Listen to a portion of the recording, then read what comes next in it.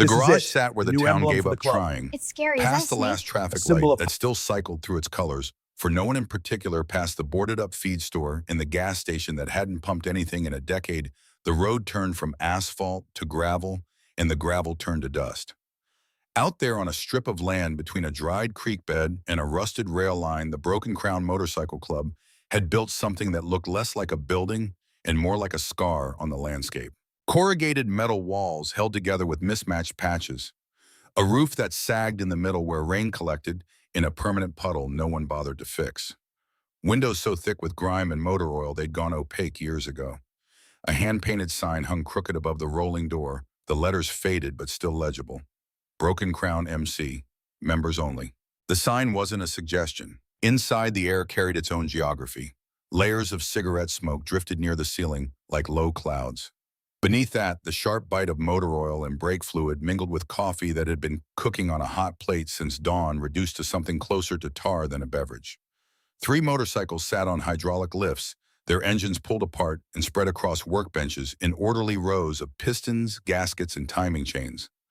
A 4th bike, a 1974 shovelhead with a cracked frame, leaned against the far wall like a patient waiting for surgery no one had scheduled. The crew moved through their afternoon with the easy rhythm of men who'd been doing this long enough to stop thinking about it. Wrenches rang against steel. A paint-splatter-red radio bled out classic rock from a station that still played deep cuts. Somebody told a joke about a carburetor and a priest. Somebody else laughed too hard and knocked a socket wrench off a bench, and the clatter echoed through the garage like a gunshot, which drew a round of cursing and another round of laughter. Rowan Flint worked the paint bay near the back. He was 43, lean, with forearms mapped in tattoos that told the story of 2 decades on 2 wheels. His current project was a custom fuel tank for a client out of Dayton. Cobalt flames licking up from the base, blending into black at the crest. He worked with a fine brush, his hands steady, his breathing slow. Painting was the only time Rowan went quiet, and the crew had learned to leave him alone when he was in the zone. Beckett Pritchard leaned against a rolling toolbox near the middle of the floor, a bottle of beer sweating in his grip. He was 47, broad-shouldered, with a salt and pepper beard he kept trimmed because his wife told him it made him look less like a convict. Beckett had 3 kids at home, a mortgage he was always 1 payment behind on, and a loyalty to the Broken Crown that went back 22 years. He was the practical one. Every group needed a man who asked the hard questions, and Beckett never flinched from the asking. Nolan Shea, the youngest patch member at 26, sat on an overturned crate near the door, scrolling through his phone. He'd been with the club just over a year, still learning the rhythms, still figuring out when to speak and when to listen. He had sharp eyes and a talent for technology that the older members grudgingly respected, even if they didn't fully understand it. Colette Marsh occupied a cluttered desk near the office door, surrounded by invoices, receipts, and a laptop that was older than Nolan. She handled the club's books, its correspondence, its paperwork. She was 51, with reading glasses perpetually pushed up on her forehead, and a directness that could cut through any conversation like a blade through balsa wood. Colette had been around the Broken Crown longer than most of the current members.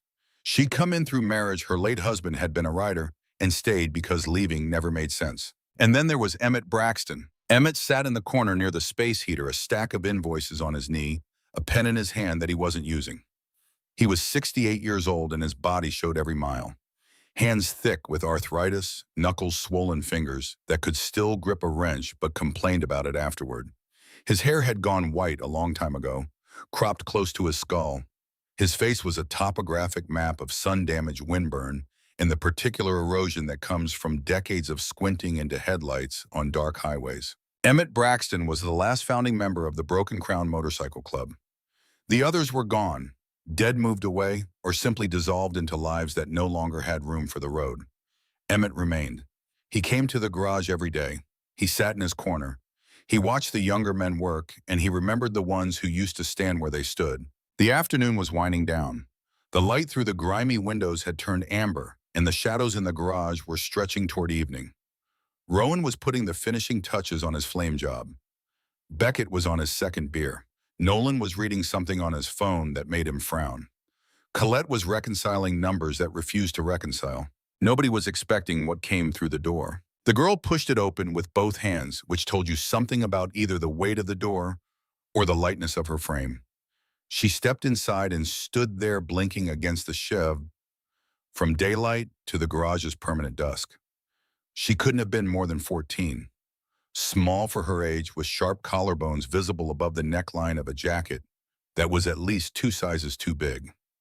The sleeves were rolled up in thick cuffs to free her hands. Her hair, dark blonde and unwashed, was pulled into a ponytail that had given up on neatness. Her sneakers were worn through at the toes. A backpack hung from one shoulder, the fabric faded and patched with duct tape in 2 places. She stood in the doorway with the stillness of someone calculating. Not frozen, not scared, measuring. Rowan noticed her first. He glanced up from his fuel tank brush still in hand, and his expression shifted from concentration to confusion. "You lost, kid." She shook her head. One small definitive motion. She took a step inside, then another. Her eyes moved around the room, landing on each face, each workbench, each tool rack, cataloging and filing. She moved with the careful precision of someone who had learned to read a room before committing to it. The noise in the garage didn't stop, but it dimmed. Conversations dropped to murmurs. Heads turned. Beckett set his beer down on the toolbox. Nolan looked up from his phone. Colette pushed her glasses down from her forehead and peered at the girl over the rims. Emmett in his corner looked up slowly. He studied her the way a man studies weather rolling in from the west. Patient, assessing, in no hurry to reach a conclusion. "We don't give tours," Beckett said. His tone was blunt, delivered with the directness of a man who said things once and expected them to land. The girl didn't flinch. She walked straight to the nearest workbench, swung her backpack off her shoulder and set it down. Then she turned to face the room. "I can paint," she said. Her voice was quiet but steady. "Bikes, helmets, tanks, fenders. Whatever you need, I'll do it for tips." For a beat, the garage held its breath. Then someone laughed. Not mean-spirited, just the involuntary response to something so unexpected it short-circuited any other reaction. A teenage girl standing in a garage full of men who'd been riding and wrenching since before she was born, offering to paint their machines for pocket change. Rowan smirked. He set his brush down and crossed his arms, leaning back against the paint bay partition. "That right, you got a portfolio Picasso." She didn't answer the question. Instead, she reached into the inside pocket of her oversized jacket and pulled out something small. A napkin, folded into quarters, wrinkled, stained along one edge with what might have been coffee or road grime. She held it with both hands, and despite the casual way she'd walked in, despite the steadiness of her voice, her fingers handled that napkin like it was made of glass. She unfolded it, carefully, one fold at a time, smoothing each crease against the workbench surface. Then she slid it toward Rowan. He leaned in. The smirk on his face dissolved. The napkin held a drawing. Ink from a ballpoint pen, the cheap kind you'd find in a motel lobby or a bus station vending machine. But the draftsmanship was anything but cheap. The lines were deliberate and precise, laid down with a confidence that belied the humble medium. The image showed a custom emblem, a fractured crown split down the center with a coiled serpent threading through the break. Flames rose from the base, rendered in cross-hatching, so fine it created the illusion of movement. Inside the design, worked into the negative space with surgical precision, were 2 initials. GC. Beneath the initials, a date. Rowan stared at the drawing, his arms uncrossed. He took a step back from the workbench and the color left his face. From across the garage, a chair scraped against concrete. The sound cut through the silence like a blade. Emmett Braxton was on his feet. He crossed the floor in 3 long strides, his boots heavy on the stained cement, and he reached the workbench before anyone could speak. He picked up the napkin. His hands were shaking. Not a subtle tremor, a visible full-body vibration that started in his fingers and traveled up through his wrists to his elbows. He stared at the drawing for a long time. The rest of the garage watched him. Nobody moved. Nobody spoke. The radio played on, oblivious, filling the silence with a guitar solo that nobody heard. "Where did you get this?" Emmett's voice came out rough, scraped raw like he'd swallowed gravel. The girl looked at him. She didn't blink. She didn't look away. She met his gaze with an intensity that seemed impossible for someone her age and her size. "My brother drew it." "Your brother?" "Garrett Caldwell." The name landed in the garage like a stone dropped into still water. Ripples of recognition spread outward, touching every face. Beckett's jaw tightened. Rowan took another step back. Colette removed her glasses entirely and set them on the desk. Nolan looked around confused. He'd only been patched in a year. He didn't know the name, but he could read the room well enough to understand that something fundamental had just shifted. Garrett "Ghost" Caldwell. The name belonged to a man who'd been dead for 5 years, and in those 5 years, he'd become something larger than the person he'd been in life.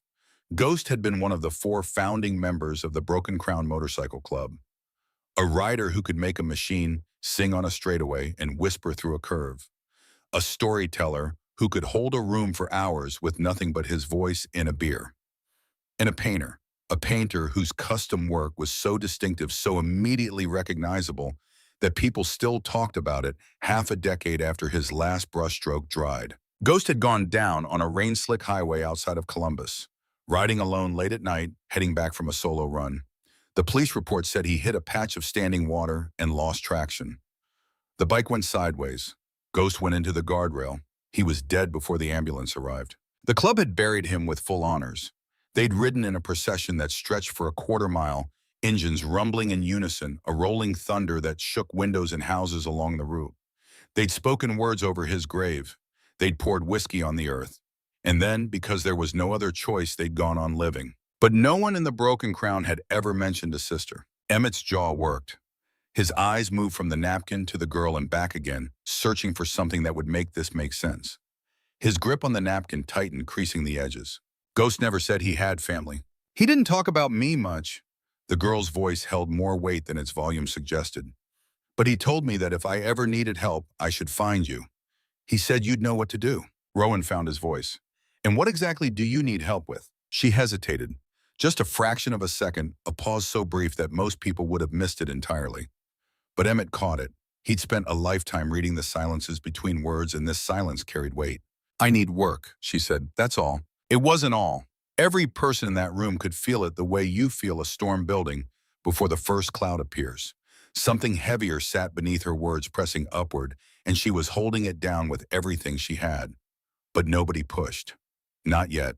The Broken Crown had seen enough of life's damage to know that truth comes out on its own schedule. Rowan studied her for a long moment.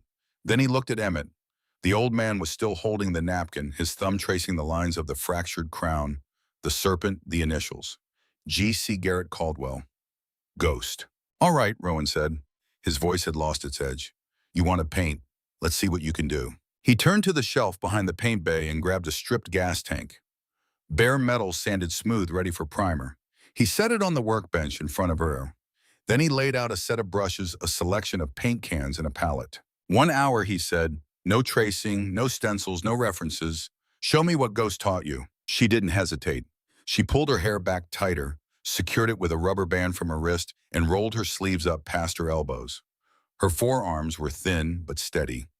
She selected 3 brushes, examined each one, set 2 aside, and kept the finest. She opened 4 paint cans, studied the colors, mixed 2 of them on the palette until she found a shade that satisfied her. Then she started. At first, the crew drifted back to their tasks. Engines needed attention. Parts needed ordering. The radio played on, but as the minutes passed one by one, they found reasons to move closer. Rowan was first. He positioned himself where he could watch without hovering. Arms folded, his professional eye tracking every stroke. Beckett wandered over with his beer. Nolan abandoned his phone. Even Colette left her desk. The girl worked fast, not rushed but efficient. Her brush moved across the metal surface with a fluidity that spoke of muscle memory, of hours and hours of practice that had burned the mechanics into her nervous system until thought and execution became a single act. She didn't sketch first. No pencil guidelines, no rough outlines. She started with color and let the design emerge, building layers, adding depth, allowing the image to reveal itself like a photograph developing in a solution. The lines were clean, not just competent, exceptional. Her shading moved from subtle gradients to hard edges with a confidence that most professional painters took years to develop. And as the design took shape, as the image on the gas tank began to coalesce into something coherent and alive, a recognition passed through the gathered men like an electric current. They knew this style. They'd seen it before on every bike Ghost had ever touched. That same boldness. That same refusal to play it safe with color and composition. But filtered through a different sensibility. Younger, sharper, rawer. If ghost work had been a deep river, smooth and powerful, this was a mountain stream. The same water but running faster, cutting deeper, finding new channels through familiar rock. When she set the brush down, half the garage had gone quiet. They stood in a loose semicircle around the workbench, staring at the gas tank like it had spoken. The design showed a single motorcycle headlight, piercing through darkness, the beam fragmenting into a spray of fractured light, each shard carrying a different color. It was aggressive and delicate at the same time, beautiful and slightly dangerous. Emmett stepped forward.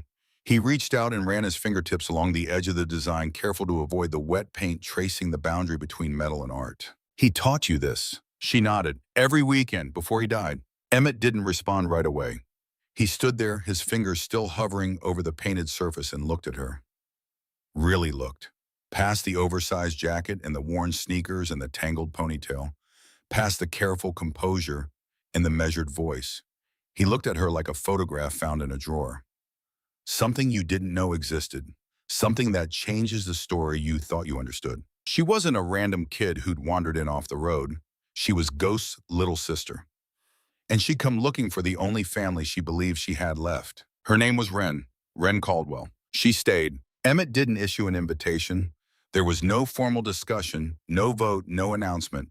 He simply didn't tell her to leave, and in the language of the Broken Crown, that was permission enough. After the gas tank, Rowan handed her a helmet that needed refreshing, then a fender with a faded eagle that wanted new life, then another tank, this one for a member's personal ride. She worked in the corner near the paint bay, quiet and methodical, while the crew moved around her. By evening, she'd completed 3 pieces, each one carrying that unmistakable ghost signature filtered through her own emerging voice. She slept in the back office that night. Someone left a wool blanket folded on the couch. Someone else left a sandwich wrapped in foil and a bottle of water on the filing cabinet. She didn't ask for any of it. She just curled up on the couch, pulled the blanket over her shoulders, and fell asleep with the efficiency of someone who had learned to rest wherever safety appeared, however briefly. The next morning, Beckett found her already awake. She sat cross-legged on the couch, a battered notebook open on her knee, sketching with a pencil that was worn down to a stub. He leaned against the doorframe, a steaming mug in his hand, and watched her for a moment before speaking. "You got people looking for you." She kept drawing. Her pencil didn't pause. "Probably. That going to be a problem for us?" She looked up. Her eyes were staying clear, assessing him the same way she'd assessed the garage when she first walked in. "I don't know yet." Beckett took a long sip of his coffee. He had 3 children. He'd sat up with fevers and nightmares and report cards and broken hearts. He knew what it looked like when a kid was carrying something too heavy for their frame. He also knew the cost of getting tangled in someone else's crisis. "Where did you come from?" She closed the notebook. "A group home, 2 counties over. And they just let you walk out." "They didn't let me do anything." There was a precision to that sentence. Not bitterness. Something colder. A statement of fact delivered with the clinical detachment of someone who had stopped expecting the world to be fair and had started simply navigating it. Beckett studied her for another moment, then nodded once and walked away. He didn't push. Not because he didn't want answers, but because he'd learned that the fastest way to get someone talking was to stop asking questions. Over the next few days, the story surfaced in fragments. Wren didn't volunteer information freely. She parceled it out in small, carefully measured doses, and only when she felt safe enough to release each piece. The crew understood this. They'd seen enough people carrying invisible weight to know that some loads could only be set down one handful at a time. It was Colette who finally drew the full picture. Colette had a gift for conversation that made it feel like something other than interrogation. She didn't sit Wren down and ask pointed questions. She brought food. She sat nearby. She talked about inconsequential things. The weather, a recipe she'd tried, a problem with the club's accounting software. She filled the air with ordinary words, and gradually Wren began filling the gaps. She'd been in the foster care system since Garrett died. 5 years, 3 months. She'd moved through a series of placements, each one a different shade of temporary. A family in Springfield who were kind but overwhelmed, already managing 4 other foster children in a 3-bedroom house. A couple in Marion who argued constantly and forgot to buy groceries. A single woman in Zanesville who treated Wren like an inconvenience she was being paid to tolerate. And then the group home, Shepherd's Gate. It was called, though the name carried an irony so heavy it bent under its own weight. a state-funded residential facility for minors who'd fallen through every other crack the system had to offer. Wren had been placed there 8 months ago, and within a week she understood what kind of place it was. Rules without logic, curfews that shifted depending on which staff member was on duty, punishments that bore no relationship to offenses. A girl lost outdoor privileges for a month because she asked for a second helping at dinner. A boy was moved to an isolation room because he cried after lights out. The staff operated with the casual cruelty of people who'd stopped seeing their charges as children and started seeing them as problems to be managed. Wren had mentioned her brother once. During intake, when a social worker asked about family history, she'd said his name, Garrett Caldwell. She'd said he was a painter and a motorcycle rider and the best person she'd ever known. The social worker had written something in her file and told her to stop living in the past. When Wren asked if she could keep Garrett's dog tags, two small metal rectangles she'd carried since his funeral worn smooth by her fingers, the intake officer told her that personal items were a privilege, not a right. They went into a locked drawer and Wren never saw them again. A supervisor named Kendrick found her sketchbook 3 weeks into her stay. Wren had been drawing ghost motorcycles from memory, every exhaust pipe he'd customized, every flame pattern he'd taught her to layer, the fractured crown emblem he'd worn on his cut, page after page of meticulous, loving recreation drawn with whatever pens and pencils she could scavenge. Kendrick flipped through the notebook. He didn't comment on the quality of the work. He didn't ask about the subject matter. He looked at the drawings with the flat disinterest of a man reviewing a grocery list, and then he tossed the notebook into the trash can beside his desk. Wren watched it land. She didn't protest. She didn't cry. She filed the moment away in the same place she'd filed every other injustice since Garrett died. A place inside her that was growing larger and colder with each new addition. She waited until lights out. She waited until the hallway monitor made his rounds and the building settled into its uneasy nighttime silence. Then she climbed out of bed, retrieved her sketchbook from the dumpster behind the kitchen, and walked out the side door that someone always forgot to lock. She'd been moving ever since. Sleeping in bus stations when the weather turned cold and fast food restaurants where the night staff didn't care under bridges when there was no better option. She did odd jobs for cash, swept floors, washed dishes, drew portraits for tourists outside a county fair for $5 each. She stayed ahead of the system by never staying in one place long enough to be noticed. She had one destination, one name, one address she'd memorized from a letter Garrett had written years ago, a letter he'd hidden inside the lining of the jacket she now wore. A letter that told her where to go if everything fell apart. Colette listened to all of this without interrupting. She sat across from Wren in the back office, her coffee growing cold in her hands, and she absorbed every word. When Wren finished, the silence between them felt earned, respectful. "Ghost never told us about you," Colette said gently.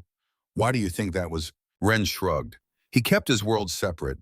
He said the club was important, but so was I. He didn't want those things touching." "Did he ever try to get you out before the accident?" Something flickered behind Wren's eyes, a shadow passing across a sunlit wall. "He said he was working on something. He said it was going to take time, but he was going to fix it. Then the accident happened and everything just fell apart." Colette nodded. She made a mental note. If Garrett had been working on something formal, something legal, there would be a paper trail, and paper trails could be followed. That night, after the crew had gone home and the garage had settled into its after-hours quiet, Colette sat at her desk and began digging. She pulled up the club's old records archived files that hadn't been opened in years, stored on a hard drive that predated her laptop by half a decade. She searched for Garrett's name. His file was sparse. Membership date, dues paid through the year of his death, emergency contact listed as Emmett Braxton. No mention of family, no mention of a sister. But buried in a subfolder labeled Legal Correspondence, she found something else, a document request from the county family court. A petition filed 4 years and 7 months ago, just months before Garrett's death. A petition for legal guardianship of a minor child. Wren Caldwell, age 9 at the time of filing. Colette's breath caught. She opened the attached documents. The petition was thorough. Garrett had hired a lawyer, a cheap one, judging by the formatting, but competent. He'd submitted character references. He'd documented his income, his living situation, his plans for Wren's education. He'd done everything the system asked him to do. The petition had been denied. The reason cited was Garrett's association with the Broken Crown Motorcycle Club. The court-appointed evaluator had deemed him unfit based on lifestyle concerns. Wrong associates, wrong environment. A notation in the margin referenced an incident report connected to the club, though the details were sealed. The evaluator's conclusion was clinical and final. The petitioner's current affiliations present an unacceptable risk to the welfare of the minor. Colette kept reading. Attached to the denial was a second document, a complaint filed with the state's Child Welfare Division regarding conditions at Shepherd's Gate Group Home. The complaint was dated 3 weeks after the custody denial. It cited specific allegations: inappropriate disciplinary measures, confiscation of personal property, emotional abuse disguised as behavioral management. The complaint had been filed by Garrett Caldwell. It had been acknowledged, logged, and closed without investigation. Insufficient evidence to warrant action. Case closed. Colette sat back in her chair. The screen glowed in the dark office. She read the denial letter again. She read the closed complaint again. She printed both documents. She held them in her hands and felt the weight of what they represented. Garrett had tried. He had done everything right. He had hired a lawyer, filled out forms, submitted references, and begged the system to let him take care of his own sister. And the system had looked at his leather vest and his motorcycle and his brothers and decided that a group home where children were punished for crying was a better option. Then Garrett had fought back. He'd filed a complaint about the conditions Ren was living in, and the system had filed his complaint in a drawer and forgotten about it. And then Garrett had died on a wet highway alone in the dark, and Ren had been left to fend for herself in a place her brother had tried to rescue her from. Colette brought the documents to Emmett that night. She found him in the garage alone, sitting in his corner near the space heater. The invoices were still on his knee, but he wasn't looking at them. He was looking at the napkin. Ghost's napkin. He'd kept it. She handed him the printouts without a word.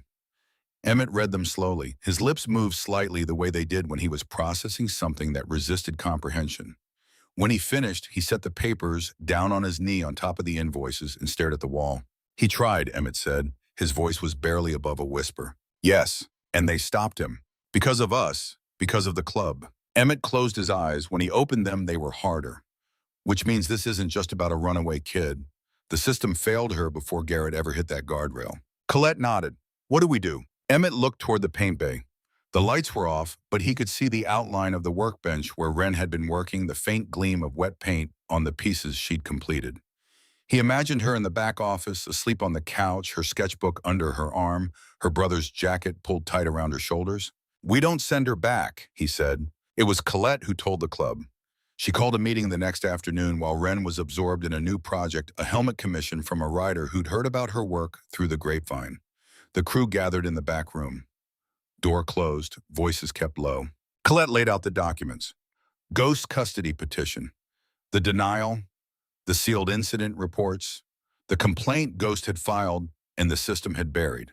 She presented the facts methodically without editorializing and let the room draw its own conclusions. Beckett was the first to speak. So we're harboring a runaway minor whose brother tried to get custody and got rejected. And now we think we can do what he couldn't. We're not harboring anyone, Emmett said from his corner. She came to us. The law doesn't see it that way.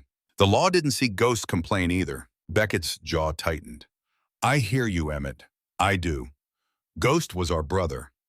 But sheltering a 14-year-old girl who ran from a state facility, that's not a favor. That's a felony. We've spent years staying clean. One phone call and everything we've built goes up in smoke. She's Ghost's sister, Emmett said. I know who she is, but sentiment doesn't hold up in court. The room split. Rowan stayed quiet, which was unusual. He sat with his arms folded, his eyes moving between Emmett and Beckett, like a spectator at a match whose outcome he couldn't predict. Nolan, too new to carry much weight in these discussions, watched and listened. Colette had said her piece and was waiting for the room to catch up. Emmett stood. The chair scraped against the concrete and the sound silenced the murmuring. Ghost rode with us for 11 years, he said. He painted every bike in this garage. He buried 2 brothers alongside us and never once asked for anything in return. He tried to save that girl and the system punished him for being one of us. Now his sister walks through our door carrying his art in her pocket, and we're going to argue about liability. The room went still. We owe him more than a headstone and a toast once a year, Emmett continued. We owe him this. Beckett rubbed his face with both hands. He looked tired. He looked like a man who knew he was about to agree to something that would cost him sleep. Fine, he said. But we do this right, not just feelings and good intentions. We figure out what the legal options are. We protect ourselves while we protect her. Emmett nodded. The meeting ended without resolution, but with a direction. Colette would compile everything into a file. Beckett would reach out to a lawyer he knew, and they'd keep Wren close, keep her working, keep her safe until they had a plan. But the plan was about to become urgent. Nolan Shea was the one who found it. He'd been helping Colette organize the club's digital archives, a sprawling mess of old emails, scanned documents, and financial records that had accumulated over the years without any organizing principle. He was methodical about it, sorting files into folders, flagging duplicates, cleaning up a decade of digital clutter. Deep in the archive, he found a thread of emails that didn't belong. They were from an external address, routed through a generic account, and they were dated close to the time of Ghost Custody petition. Someone had been inquiring about the Broken Crown. Background checks, association patterns, membership rosters, financial records. The inquiry had been thorough, professional, and targeted. Nolan traced the emails back to their origin. They'd come from a law firm in Cincinnati, a firm that, according to its website, specialized in private investigations and legal consulting. The firm's client list was confidential, but in one of the emails a name had slipped through the redaction. Dominic Hargrove. Nolan didn't recognize it. He brought the email thread to Colette. She read the name and her expression changed. The color drained from her face slowly like water seeping out of cracked porcelain. Hargrove, she said quietly. He ran with the Ashen Wolves. Nolan leaned forward. Who are the Ashen Wolves? Rival club, based out of Southern Ohio back in the day. Fell apart about 4 years ago after their leadership collapsed. But before that, they were serious, territorial, dangerous when they wanted to be. What happened to Hargrove? Colette set the printout down. His brother died in a motorcycle crash. Same night Ghost went down. Nolan felt the hair on the back of his neck rise. Same night. Official reports called them separate incidents. Different highways. Ghost hit standing water on Route 33 and went into a guardrail. Hargrove's brother lost control on Route 23 about an hour later, miles away. Pure coincidence, according to the State Patrol. But the Ashen Wolves didn't buy it. They believed Ghost caused the crash somehow, ran him off the road or was racing him or provoked something that led to the accident. They wanted blood, Hargrove especially. His brother was all he had. Did Ghost do it? Colette shook her head. Garrett was a lot of things, but he wasn't reckless with other people's lives. Emmett was with him earlier that evening, said they'd been on a run together, split up at a junction, and Ghost headed home alone. He hit oil on the highway and went down. Nothing more to it than bad luck on a bad night. But Hargrove doesn't believe that. Hargrove believes Ghost killed his brother and then died before he could answer for it. And when you can't get revenge on a dead man, she didn't finish the sentence. She didn't need to. Nolan pulled up more recent records. The law firm Hargrove had hired was still active. Its recent billing records, accessible through a public database of court filings, showed ongoing work for a private client. The work included surveillance, skip tracing, and location services. And there was more. Nolan found a filing from 3 weeks ago. The law firm had engaged a private investigator who specialized in locating missing minors. The investigator had been active in the area for weeks, asking questions at bus stations, homeless shelters, and rest stops along the highway corridor between Columbus and the eastern counties. Colette stared at the screen, her stomach tightened into a fist. He's been following her, she said. They brought everything to Emmett that night. The club gathered in the back room for the second time in as many days. The door was closed, the radio was off. When Colette laid out what Nolan had discovered, the room went silent in a way that felt physical. A density in the air, a weight pressing down on every shoulder. Beckett spoke first. So this isn't just about child services finding out she's here. Someone is actively hunting her. Looks that way, Colette said. Emmett rubbed his jaw. The arthritis in his hands made the motion stiff, painful. Hargrove wants revenge. He couldn't get it from Ghost, so he's going after Ghost's sister. What's his play? Rowan asked. He'd been silent through both meetings, but his voice now carried an edge that the others recognized. Rowan angry was Rowan quiet. Rowan asking questions meant he was already planning. He doesn't need to snatch her, Colette said. He just needs to make sure she ends up back in the system. Back in a place where she's vulnerable. Maybe a place where he has connections where he can make her life as miserable as possible without ever touching her himself. Beckett swore under his breath. He glanced toward the door, toward the garage beyond it, where Wren was working late again. She'd been staying up past midnight, headphones and brush in hand, lost in the rhythm of creation. That was her inheritance from a brother 5 years in the ground. She'd started something new, something big. A mural on the far wall of the paint bay covering a surface that had been blank concrete for as long as anyone could remember. The piece was massive, stretching 12 feet wide and 8 feet tall. It showed the broken crown riding together through flames. Every member past and present rendered with her precise, relentless attention to detail. At the center of the formation rode Garrett, Ghost, leaning into a turn, his bike roaring beneath him, his expression fierce and alive and unafraid. And behind him, barely visible, sketched in light pencil lines that hadn't yet been committed to paint, was a smaller figure, a girl on a motorcycle, unfinished, still becoming. She doesn't know about Hargrove, Beckett said. And we're not telling her, Emmett said. His voice carried a firmness that left no room for debate.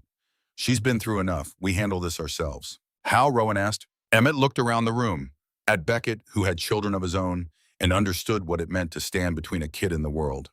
At Colette, who had already proven she could dig up the truth when the truth was trying to stay buried. At Nolan, whose facility with technology had cracked open a door that everyone else would have walked past. At Rowan, whose quiet intensity could be channeled into something protective and fierce. We make sure she's protected, Emmett said. Legally, we get ahead of Hargrove before he gets ahead of us. And if we can't, Beckett asked, if the state comes knocking and all we've got to show them is a stack of good intentions, then we fight, Emmett said, same as Ghost would have done. The room absorbed this. Beckett wanted to argue. He had every practical reason to push back every rational justification for protecting himself and his family first. But he also had a memory. Ghost sitting in this same room laughing at a joke Beckett couldn't even remember, now his hands stained with paint, his eyes bright. Ghost, who had ridden beside them for 11 years and never once failed to show up when it mattered. And he had another image. Wren standing in the paint bay, her brush moving across that wall, bringing Ghost back to life one careful stroke at a time. Building a family in paint because the world had denied her one in flesh. All right, Beckett said, but we do this smart. We get a lawyer, we build a case. We don't just throw ourselves in front of the train and hope it stops. Emmett nodded. Colette pulled together everything we've got. The custody petition, the incident reports, the complaints Ghost filed. Everything that shows the system failed her before we ever entered the picture. On it, Colette said. Nolan, keep digging on Hargrove. I want to know where he is, who he's working with, and what his next move is. Nolan nodded. And Rowan, Emmett turned to the painter. Keep her busy. Keep her safe. Don't let her know we're worried. Rowan glanced toward the paint bay. Through the window in the door, he could see the mural's outline, the fleet of riders surging through Flame Ghost. At the center, the ghost of a girl behind him. She's got talent, Rowan said quietly. That piece is going to be something when it's done. Yeah, Emmett said. He looked toward the mural too, and his eyes lingered on the unfinished figure, the girl on the motorcycle drawn in pencil, waiting for paint, waiting for a commitment, waiting to become real. It will. The garage settled into an uneasy quiet after the meeting broke. Colette stayed at her desk, compiling files. Nolan hunched over his laptop, tracing digital footprints. Beckett went home to his family, his mind heavy, his step slow. Rowan walked to the paint bay and stood beside Wren, who was adding details to one of the bikes in the mural, and he watched her work without speaking. She painted Ghost's motorcycle with an intimacy that went beyond technical skill. She knew the curve of every pipe, the angle of every mirror, the exact placement of every scratch and dent. She painted from love, and it showed. The machine on the wall wasn't just a motorcycle. It was a portrait of the man who'd ridden it, rendered in chrome and steel in motion. Rowan watched for a long time. Then he picked up a brush, mixed a color, and began working on the background beside her, filling in the flames, deepening the shadows. He didn't say a word, and neither did she, and the two of them painted side by side in a silence that felt more like conversation than any words could have. Outside, the night settled over the garage like a held breath. Somewhere to the south, in an office in Cincinnati, a private investigator was filing a report that would set everything in motion. And somewhere in between, Dominic Hargrove was waiting patient and methodical for the moment when Ghost's little sister would be dragged back into the system he intended to weaponize against her. But inside the garage, in the warm glow of work lights and the smell of fresh paint, Wren Caldwell kept painting. She didn't know what was coming. She didn't know about Hargrove, about the investigator, about the ticking clock that had already started its countdown. She knew only that her brother had told her to find these people, and she had found them. She knew that for the first time in 5 years, she had a roof, a meal, and a purpose. And she knew that the girl on the wall behind Ghost was still unfinished, still waiting, still becoming something she hadn't yet decided she was allowed to be. Wren noticed the change before anyone told her anything. She had spent 5 years reading rooms the way other children read books, and the garage was no different. She cataloged every shifted glance, every conversation that went quiet when she walked into range, every smile that arrived half a second too late to be genuine. It started small. Emmett stopped lingering near the paint bay when she worked. He'd been doing it every evening since she arrived, sitting in a folding chair with his invoices, watching her paint with the unhurried attention of a man who had nowhere better to be. Comforting, present. Now the chair sat empty. When she caught his eye across the garage, he looked away a beat too fast, and in that beat, she read everything she needed to know. Something had changed, something they weren't telling her. Beckett, who had always been direct, suddenly became careful. He stopped asking her questions over morning coffee. Instead, he brought her food, set it down, and left without the easy banter that had begun to develop between them. Colette spent long hours at her desk with the door half closed, her voice a murmur on the phone that stopped when footsteps approached. Nolan barely looked up from his laptop anymore, and when he did, his expression carried the particular tightness of someone holding information that wanted out. Even Rowan, who communicated almost entirely through proximity and shared silence, had shifted. He still painted beside her in the evenings, but his brushstrokes had become distracted. He'd stop mid-stroke, stare at nothing, then resume with a heaviness that hadn't been there before. Wren absorbed all of this. She filed it. She waited.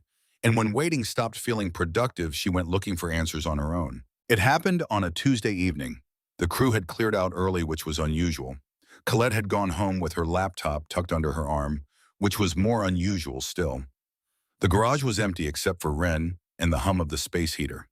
She'd been painting the mural all afternoon, adding texture to the road surface beneath the rider's wheels, building up layers of asphalt gray and oil slick black that caught the work lights and seemed to glow. She set her brush down and walked to the back of the garage, past the paint bay, past the office where she slept, to a storage room she'd noticed but never entered.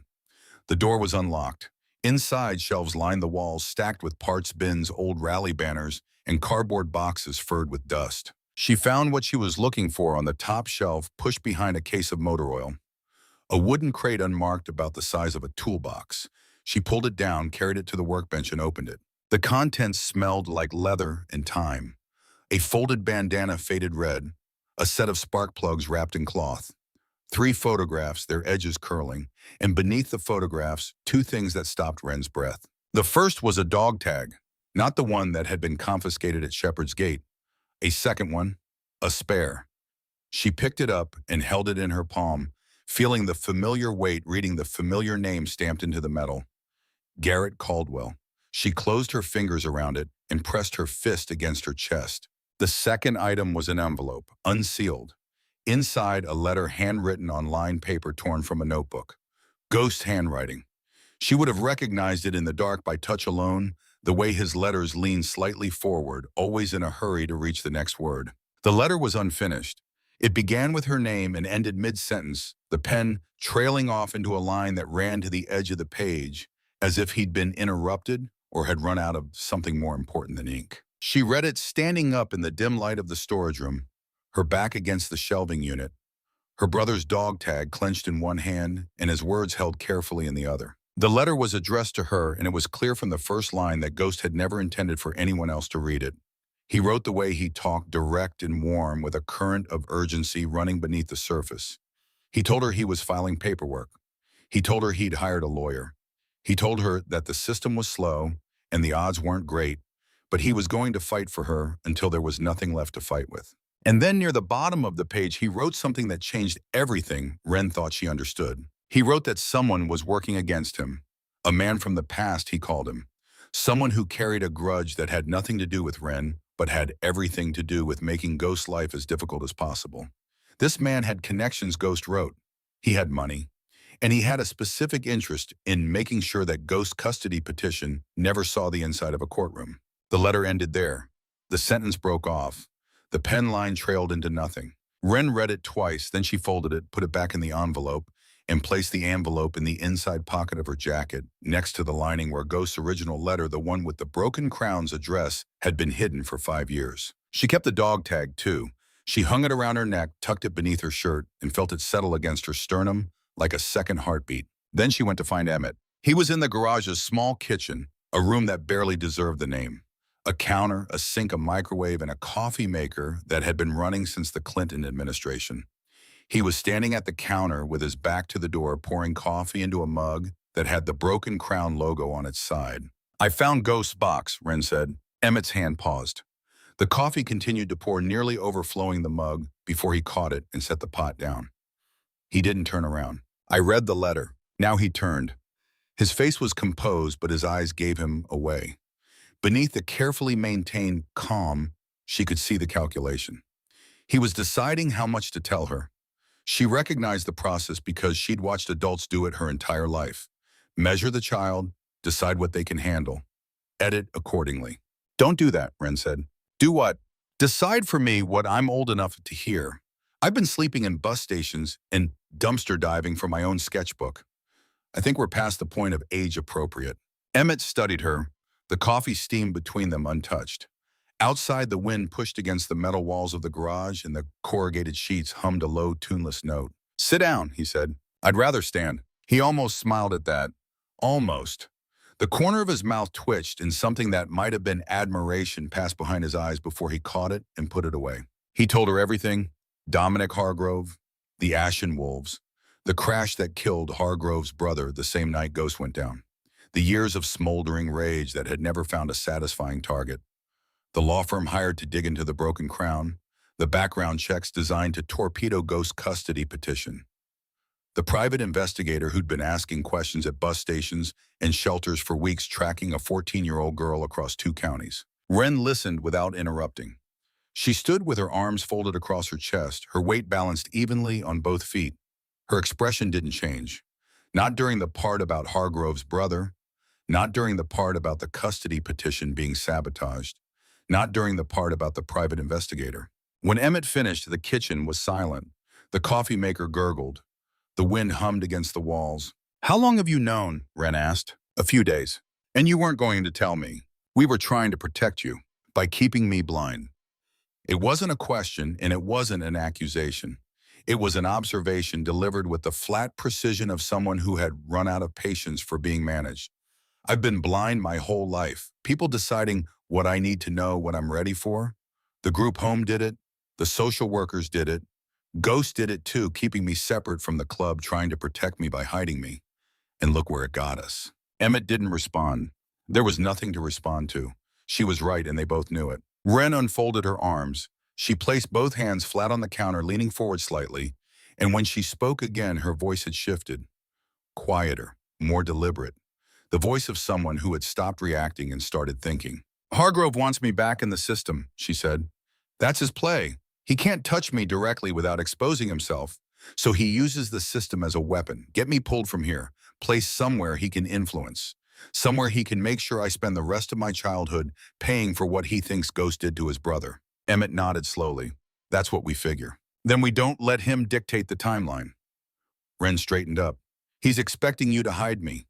He's expecting you to circle the wagons and wait for child services to come knocking, and when they do, he expects you to have nothing but good intentions in a garage full of motorcycles. That's not enough. That's never enough. What are you suggesting?" "We go to them first. We file before he does. We get a lawyer, build a case for legal guardianship, and present it to a court before Hargrove's investigator can force the issue. We control the narrative instead of letting him control it." Emmett looked at her. He'd been watching her since the moment she walked into the garage, and in that time he'd seen Ghost in her face and her hands, in the way she attacked a blank surface with paint and turned it into something that breathed. But standing here now in the fluorescent light of a kitchen that smelled like burnt coffee and motor oil, he saw something else. Something that wasn't Ghost at all. Ghost had been brave, loyal, fierce when he needed to be. But Ghost had also been reactive. He'd waited for the system to come to him, filled out their forms, played their game, and lost. Wren wasn't waiting for anything. "Colette needs to put together a legal file," Wren continued. "Everything she's found.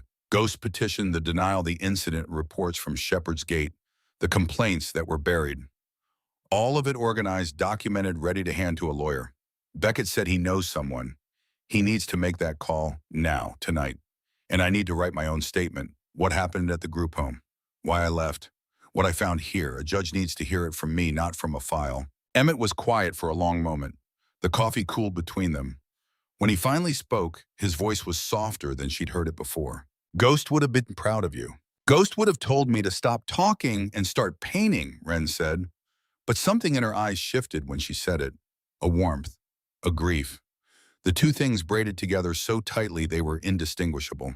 I'll make the calls, Emmett said. You write your statement. We move first thing in the morning. Wren nodded. She turned to leave, then stopped in the doorway. Emmett? Yeah. Thank you for telling me the truth, even if it took a while. She left before he could answer. The crew mobilized overnight. Colette, reached by phone, came back to the garage at 10 in the evening and didn't leave until 4 in the morning. She organized the documents into a binder with tab sections.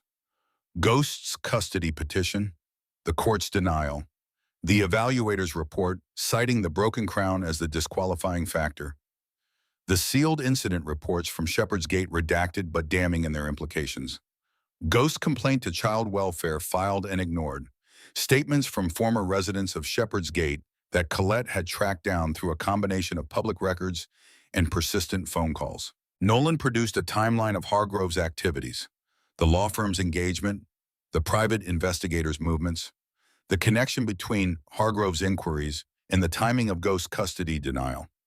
Laid out in sequence, the pattern was unmistakable. This wasn't coincidence. This was a campaign. Beckett made the call. Margot Brennan. She was a family law attorney operating out of a small practice in Lancaster, 50 minutes east. She'd handled custody cases, foster placements, termination of parental rights, and every other variation of the legal machinery that decided where children lived and who got to call themselves family. She was 54 years old, sharp in a way that didn't bother with pleasantries, and she answered her phone on the second ring despite the hour. Beckett gave her the abbreviated version. She asked 3 questions, all of them precise, and told him to bring everything to a diner off Route 33 at 9 the next morning. Wren spent the night writing. She sat on the couch in the back office with her notebook on her knee and a pen borrowed from Colette's desk. She wrote in longhand because that was how Ghost had taught her to organize her thoughts, and because the act of forming letters by hand slowed her down enough to choose each word with intention. She wrote about Shepherd's Gate, not in generalities but in specifics, dates, names, incidents she had witnessed, and incidents she had experienced. She wrote about Kendrick, the supervisor who had thrown her sketchbook in the trash. She wrote about the girl who lost outdoor privileges for asking for seconds. She wrote about the boy moved to isolation for crying. She wrote about the rules that changed depending on who was enforcing them, about punishments, calibrated not to correct behavior, but to assert dominance. She wrote about Ghost, about the weekends he'd come to wherever she was placed, bringing art supplies, teaching her to see the world in shapes and shadows and light, about the way he'd kneel beside her on the floor of whatever temporary room she occupied and guide her hand across the paper, showing her how to find the line that lived inside every blank surface, waiting to be released. She wrote about the night she left, the sketchbook in the dumpster, the side door that nobody remembered to lock, the highway in the dark, her brother's jacket swallowing her frame, his letter hidden in the lining, pointing her toward a place she'd never been and people she'd never met. When she finished, the sky outside the grimy windows was beginning to lighten. She read through what she'd written, made corrections in the margins, and set the notebook aside. Then she lay down on the couch, pulled the blanket over her shoulders, and slept for 90 minutes with her hand resting over the dog tag beneath her shirt. The diner was the kind of place that survived on truckers and locals and bottomless coffee. Formica tables, vinyl booths, a counter with chrome stools that spun. A waitress who'd been there since the Reagan administration called everyone honey and refilled cups without being asked. Margot Brennan was already seated when they arrived. She occupied a booth near the back, facing the door, with a briefcase on the seat beside her and a cup of coffee that she'd apparently been working on for some time. She was a compact woman with steel gray hair, pulled back in a clip, and eyes that assessed everything and revealed nothing. Her blazer had seen better seasons. Her shoes were practical. She wore no jewelry except a watch that looked like it had been designed for function rather than fashion. Emmett slid into the booth across from her. Wren sat beside him, Colette took a chair from a nearby table and positioned it at the end. Beckett stood. Margot ordered a fresh round of coffee without asking if anyone wanted it.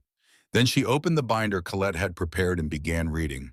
She read fast flipping pages with a practiced hand, her eyes scanning each document with a mechanic's precision, looking for the piece that didn't fit. She didn't interrupt. She didn't ask questions. She absorbed. When she finished, she closed the binder and set her hands flat on the table. She looked at Wren. Tell me about the group home. It's in the binder. I read the binder. Now I want to hear it from you. Wren met her gaze. She didn't look at Emmett for permission or at Colette for support. She looked at Margot the way one professional looks at another when evaluating whether a collaboration is worth pursuing. She told her, not the sanitized version, not the version she'd tell a social worker or a school counselor.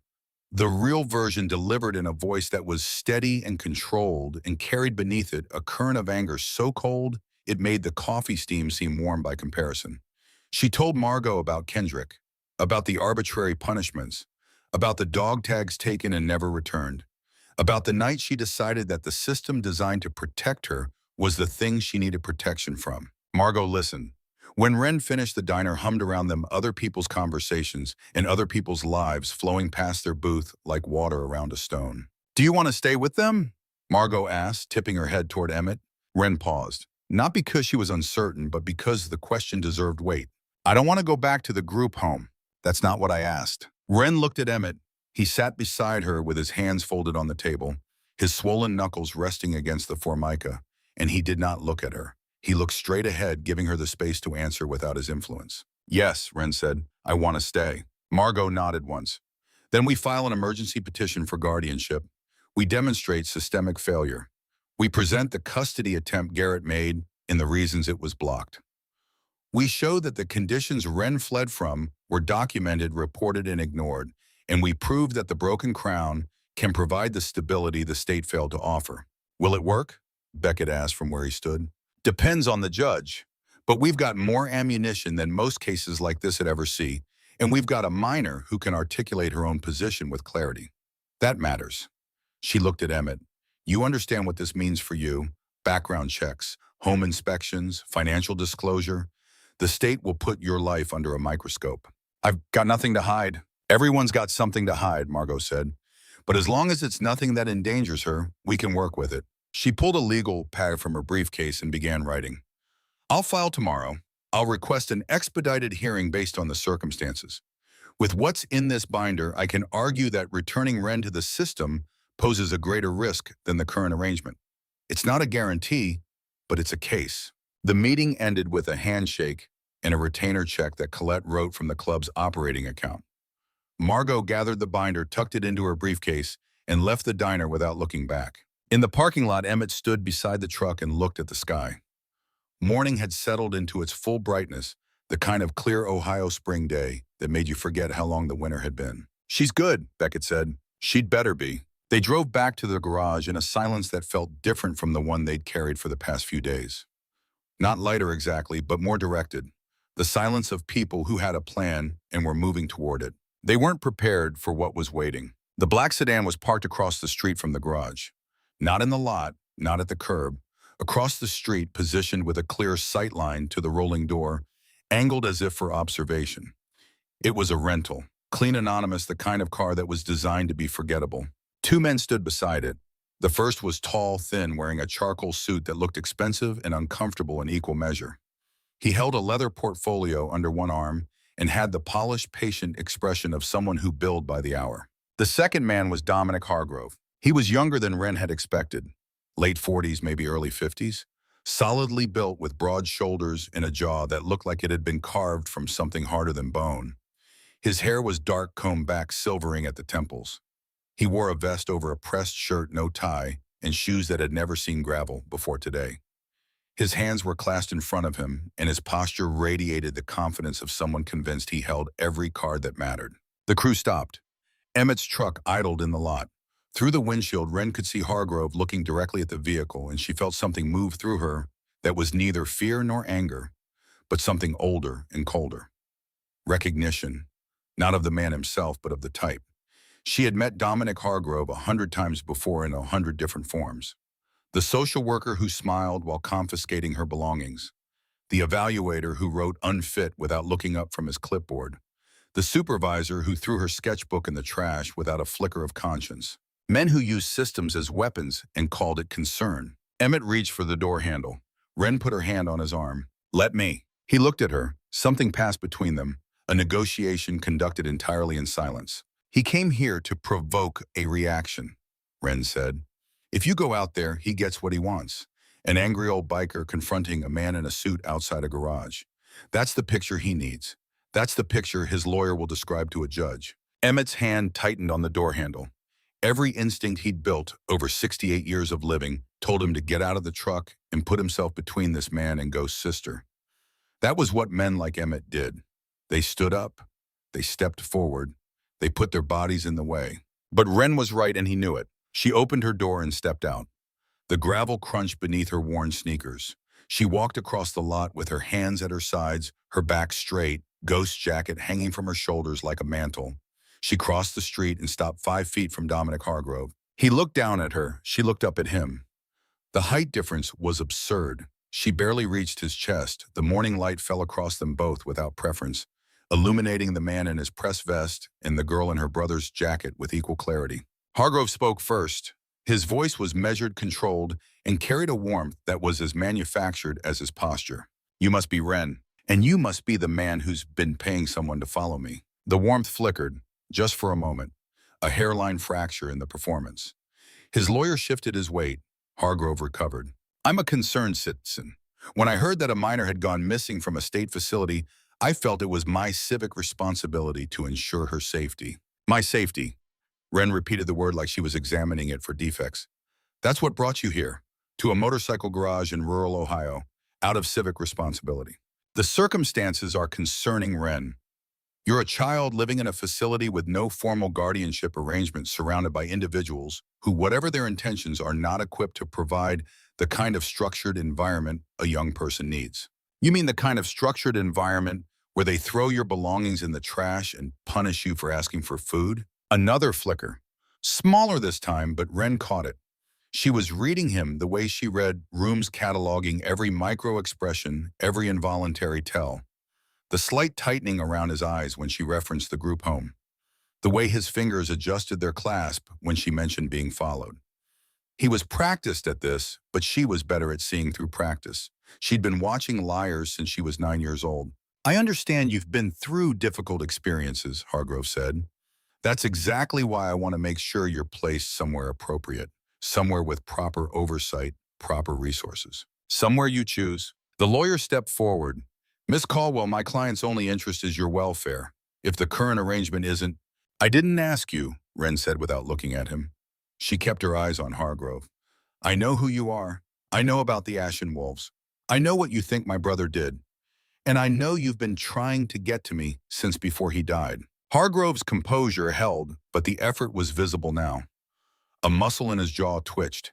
His hands separated from their clasp, then reclaimed it.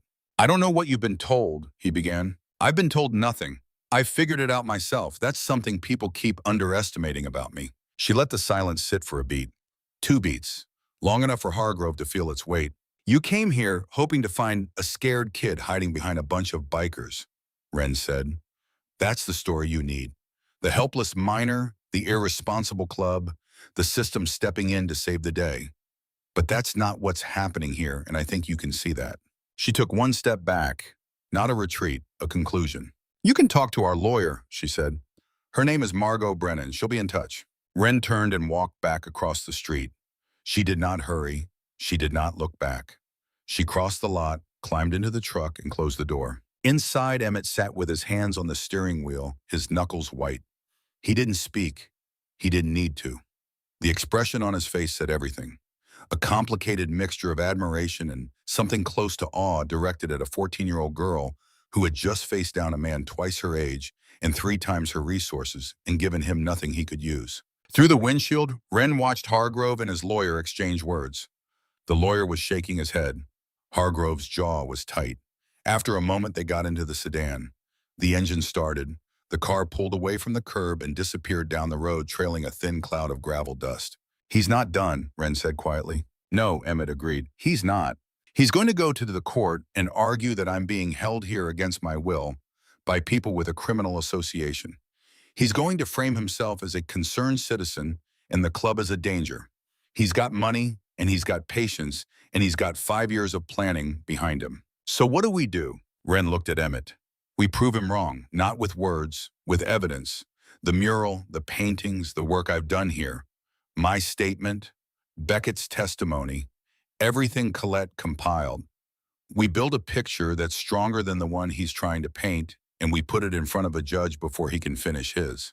The next 72 hours moved with the compressed intensity of a countdown.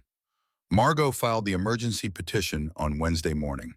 By Wednesday afternoon, she'd received confirmation that the hearing was scheduled for Friday. 2 days. Colette spent Wednesday and Thursday refining the binder. She added photographs of Wren's work in the garage, the completed gas tank, the helmets, the fenders, the commissioned pieces that writers from across the county had begun requesting. Each photograph was dated and annotated, creating a visual record of productivity, skill, and purpose. Beckett prepared his testimony with Margot over the phone. She coached him through the questions he'd likely face. Why should a motorcycle club be trusted with a child's welfare? What evidence of stability could he provide? What safeguards were in place? Beckett answered each question honestly without embellishment, and Margot told him that honesty was the only strategy that worked in family court, because judges had heard every lie ever invented and could spot a new one before it finished leaving your mouth. Nolan continued his research on Hargrove. He found that the private investigator had filed a formal report with Child Protective Services on Monday, confirming Wren's location at the Broken Crown Garage. The report described the environment as unsuitable for a minor and recommended immediate intervention. The language was careful and precise, clearly drafted by someone with legal training. Hargrove's fingerprints were all over it without his name appearing anywhere. Rowan kept painting. He worked alongside Wren on the mural every evening, adding depth to the background, refining the flames laying in the shadows that gave the piece its sense of motion and urgency. He didn't talk about the hearing. He didn't talk about Hargrove. He talked about pigment ratios and brush techniques and the way Ghost used to blend colors by instinct rather than theory. He kept Wren anchored in the work and the craft, in the thing that connected her to her brother and to the club and to the best version of herself. Wren painted with a focus that bordered on ferocity. The mural expanded and deepened. The writers gained dimension. Their faces, rendered with painstaking specificity, captured something beyond mere likeness. She painted their weathered hands and their road-worn jackets and the particular lean of their bodies on their machines, and each figure carried not just a face but a history. You could look at the mural and understand that these men had lived, had lost, had chosen to keep writing anyway. Ghost remained at the center. His motorcycle was the most detailed element on the wall, every chrome surface and every custom detail recreated from memory with a fidelity that made the other writers stop and stare when they saw it. His face was turned slightly, as if looking over his shoulder at the writer behind him. The girl, still sketched in pencil, still unfinished. On Thursday night, the eve of the hearing, the garage emptied one by one. Colette closed her laptop at 9. Nolan left at 9:30. Beckett called his wife from the parking lot, his voice low and serious. Rowan cleaned his brushes, hung his apron, and nodded to Wren on his way out. A nod that carried everything he couldn't say in words. Emmett was the last. He found Wren standing in front of the mural. She held a brush in her right hand. Her left hand rested at her side, and beneath the collar of her shirt, Ghost's dog tag caught the light from the overhead fluorescence. She was looking at the unfinished figure. The pencil outline of a girl on a motorcycle positioned behind Ghost, drafted with the same precision as everything else on the wall, but committed to nothing. No paint, no color, just lines and possibility. Emmett stood beside her, close enough to be present, far enough to give her room. They looked at the mural together in the silence of the empty garage. "You haven't finished her," Emmett said. Wren shook her head. "I can't. Can't or won't." She considered the question. It deserved consideration. "Both, maybe. I don't know what she looks like yet." "She looks like you. She looks like who I might be. That's different." Wren turned the brush in her fingers, rolling it back and forth against her thumb. "If I paint her, she becomes permanent. She becomes part of the wall, part of the story. And I don't know yet if I belong in this story." Emmett was quiet for a long time. The heater hummed. The garage ticked and settled around them, the way old buildings do at night, releasing the heat of the day in small sounds. Your brother told me something once, Emmett said. Years ago, before the custody fight, before any of it. We were sitting right here in this garage after a long ride. Everyone else had gone home. Just the two of us, and the bikes, and a bottle of whiskey that was almost gone. Wren didn't move, but her stillness changed. It became a listening stillness. The stillness of someone who has been waiting to hear something without knowing what it was. He said he had someone depending on him. He didn't say who, didn't give me a name, but he said that everything he did, every mile he rode, every dollar he earned, every piece he painted, it was all for this person. And he said that if anything ever happened to him, this person might come looking. And when they did, he needed us to be ready. Emmett's voice had gone rough, not with volume, but with the erosion of a man speaking through 68 years of accumulated loss. I didn't understand it then, he said. I do now. He was right about us. He was right that you'd come, and we're not going to let him down. Wren stood motionless. The brush in her hand had stopped turning. Her eyes stayed on the mural on Ghost's face, looking back over his shoulder on the girl behind him, who waited in graphite for a future she hadn't been granted. What if the judge says no? Wren asked. Then we figure out the next step, and the step after that. We don't stop because someone in a robe tells us to. That sounds like something Ghost would say. Where do you think I learned it? Wren looked at him. Emmett Braxton, 68 years old, hands ruined by arthritis and decades of gripping handlebars in the cold. A man who had buried more friends than most people ever made. He stood beside her in the fluorescent light of a garage that smelled like paint and coffee and engine grease, and he did not look away from her, and he did not promise her that everything would be fine. He promised her that he would not quit, and she understood with a clarity that cut through every layer of defense she'd built over 5 years of surviving alone, that this was the only promise worth anything. She turned back to the mural. She raised the brush. For a moment, she held it near the wall, near the penciled outline of the girl on the motorcycle. Then she lowered it. Tomorrow, she said, after the hearing, I'll know then. Emmett nodded. He placed his hand on her shoulder briefly, the way you'd steady someone before a long ride. Then he walked away, his boots heavy on the concrete, and left her alone with the mural and the unfinished figure, and the morning that was already gathering beyond the grimy windows, carrying with it a courtroom and a judge and a verdict that would determine whether the girl on the wall would ever be painted at all. Wren set her brush down. She pressed her palm flat against the wall, against the bare concrete where the figure waited in pencil lines. She could feel the texture of the surface beneath her skin, cold, rough, unfinished. Like her, she turned off the work lights, walked to the back office, and lay down on the couch. She did not sleep for a long time. She lay in the dark with Ghost's dog tag against her chest and listened to the garage settle around her, the creaks and sighs of a building that had stood for decades and would stand for decades more, indifferent to the dramas of the people it sheltered. When sleep finally came, she did not dream. She rested the way she always rested, lightly and efficiently, one ear open, one hand closed around the metal tag that bore her brother's name, ready for whatever the morning would bring. The courthouse was a limestone building on the edge of the county seat, 3 stories of institutional architecture that had been designed to look imposing and had succeeded only in looking tired. The steps leading to the entrance were worn smooth by decades of foot traffic, and the columns flanking the front door needed paint in a way that suggested they had needed it for years and would continue needing it for years to come. An American flag hung limp from a pole on the roof. No wind. The morning was still and clear, the sky a washed-out blue that offered neither warmth nor drama. Wren climbed the steps between Emmett and Colette. She wore the only clothes she had that weren't stained with paint. A pair of jeans Colette had bought her 2 days ago, a white shirt that was slightly too large. Ghost's jacket, which she refused to leave behind, hanging from her shoulders in its familiar oversized drape. Her hair was pulled back in a ponytail that she'd actually brushed. Her sketchbook was tucked under her arm. Ghost's dog tag rested against her sternum, beneath the white shirt, invisible but present. Behind them, Beckett and Rowan walked in silence. Nolan had stayed at the garage. Someone needed to be there in case anything happened, and Nolan had volunteered with the quiet understanding that his role in this particular chapter was best played from the wings. Margot Brennan was already inside. She stood in the corridor outside courtroom B, her briefcase at her feet, reviewing notes on a legal pad with the focused calm of a surgeon preparing for an operation. She wore the same blazer she'd worn at the diner, and her steel gray hair was pulled back in the same clip. She looked up when they approached, assessed the group with a single sweep of her eyes, and nodded once. The judge is Patricia Musgrave, Margot said.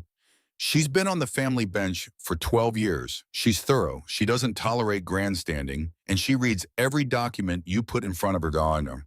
That works in our favor because what we have on paper is stronger than what they have. Who's representing the state? Emmett asked. An assistant county attorney named Galbraith. He's competent, but overworked. He'll argue procedure. The system exists for a reason. Minors belong in approved placements. You're not an approved placement.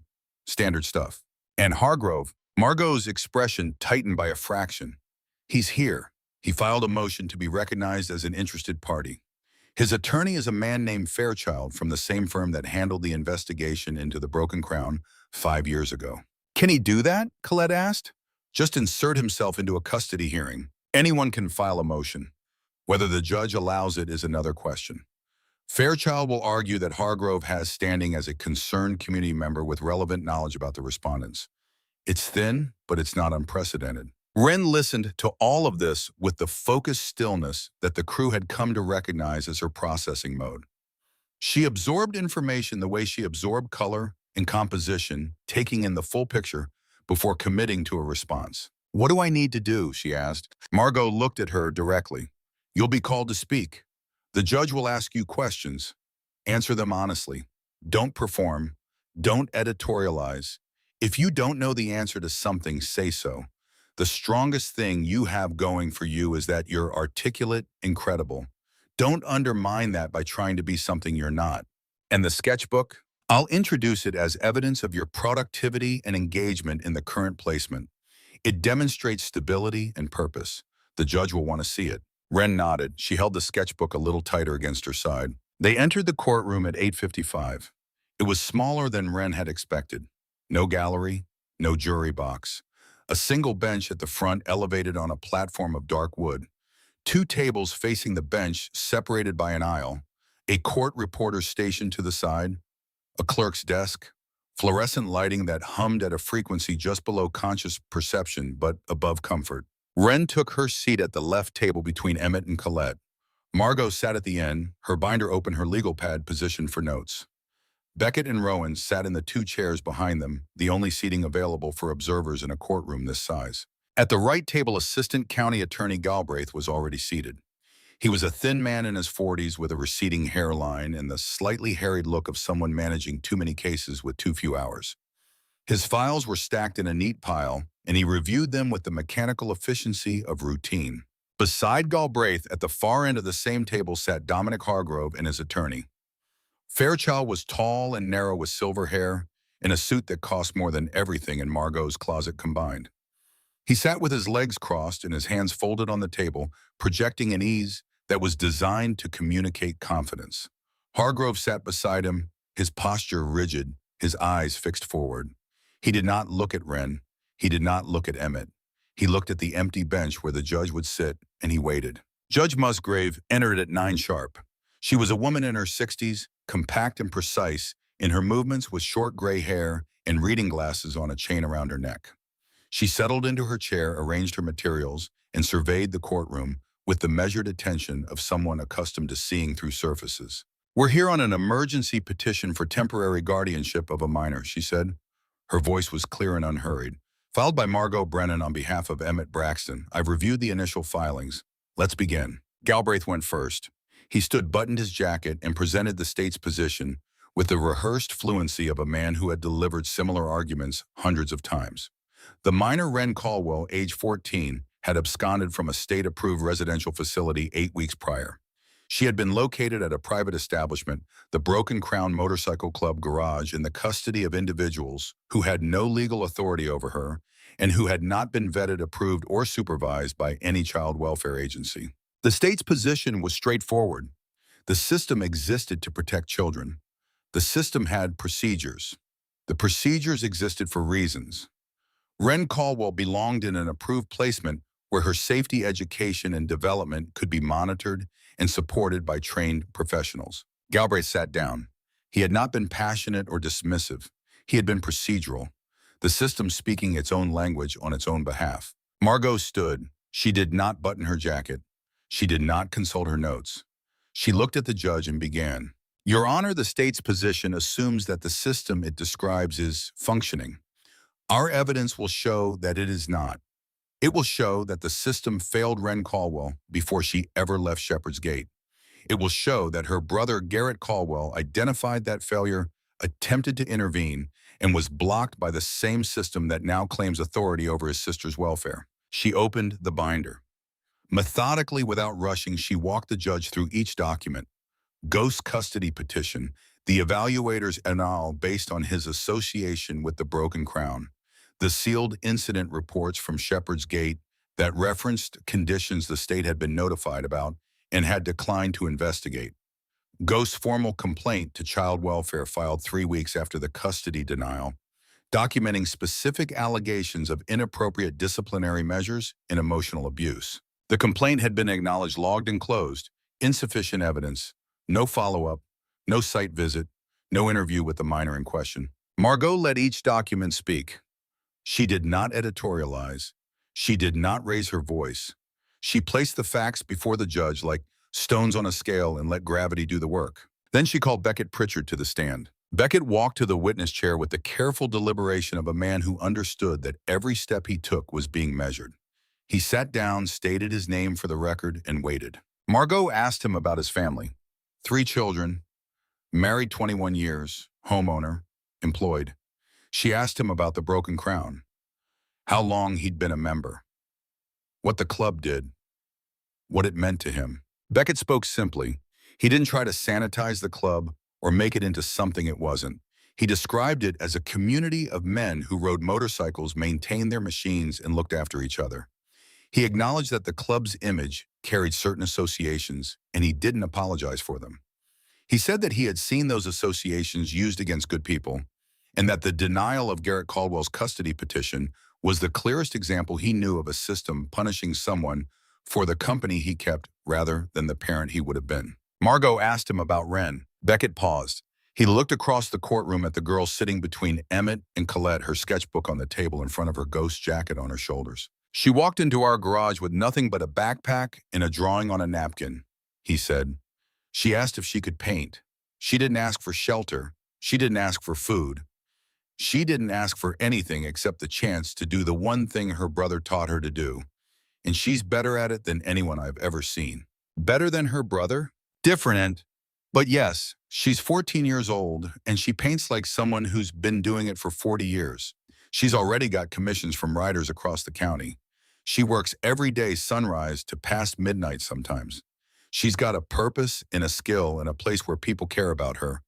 That's more than the group home ever gave her. Fairchild cross-examined briefly. He asked Beckett whether the Broken Crown had any formal childcare qualifications, whether anyone at the garage had been trained in adolescent development, whether the sleeping arrangements, a couch and a back office, met state standards for housing a minor. Beckett answered each question honestly. No, probably not. But he added unprompted and with a steadiness that Fairchild couldn't redirect that no amount of formal qualification had prevented the conditions at Shepherd's Gate, and no lack of certification had stopped the Broken Crown from being the first place in 5 years where Wren Caldwell felt safe enough to sleep through the night. Fairchild sat down. Judge Musgrave made a note. It was at this point that Fairchild stood again and requested recognition for his client Dominic Hargrove as an interested party with relevant testimony regarding the suitability of the proposed guardians. Margot objected.